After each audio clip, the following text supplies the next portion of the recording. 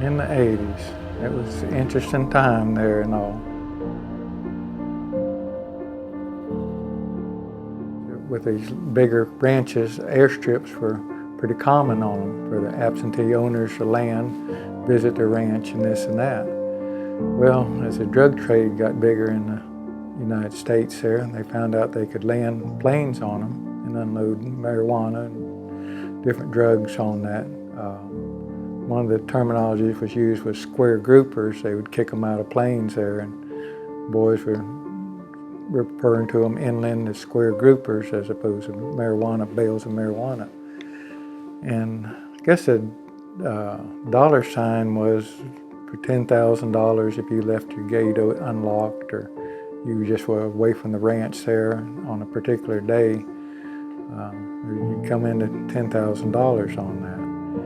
And people didn't see the harm in doing that, some didn't. I'm raising a family.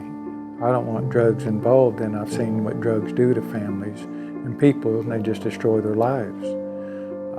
I wasn't going to have a part of it. And I never was approached by anybody saying, hey, would you do this or do that on it? But we did have a time when I found tracks going into our airstrip, and nobody should have been in there. It was a truck track. And so I called the sheriff's department. I had a friend that was a captain there. I let him know and had some deputies drive through and this and that.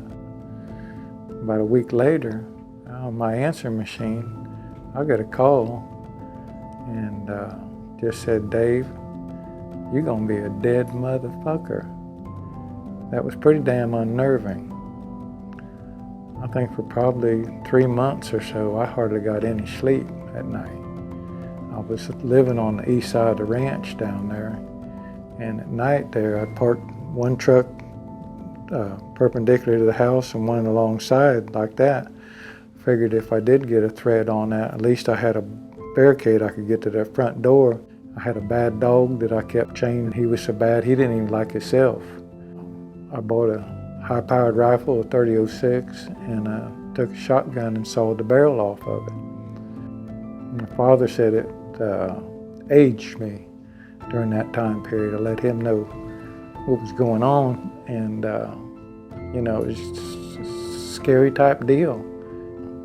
I wasn't going to go easy. Now, I had law enforcement tell me that, you know, do not confront a plane. It said they got more firepower, and I guess they had night vision at that time, you know, stuff that we weren't even aware was, you know, around there. And we did have a plane land on the airstrip down here. We were off that day moving cows for somebody else. And come back in, and gates was knocked open and this and that. See where they'd fueled the plane up on the airstrip. And that's where we owned the 40 sections. And they had crashed the plane on there was an airstrip on the west side too. It had hit the prop. They landed on the plane, on the airstrip for some reason. It was hog rooting, and the prop hit the ground there, and they couldn't take off on it. Well, I jerked the door of the cab open on that plane there. I had 30-30 in my hand, and nobody was in there. But I mean, everybody tells me that wasn't very bright. But again, they were on our property. And something must have happened. The fuel truck or whatever that was fueling up the big plane on the airstrip got stuck. And they had taken a tractor with a bat wing, and whoever operated the tractor didn't know how to raise the wings on the mower. So they just drove it right through the gate, and we had gates leaning over and all this stuff.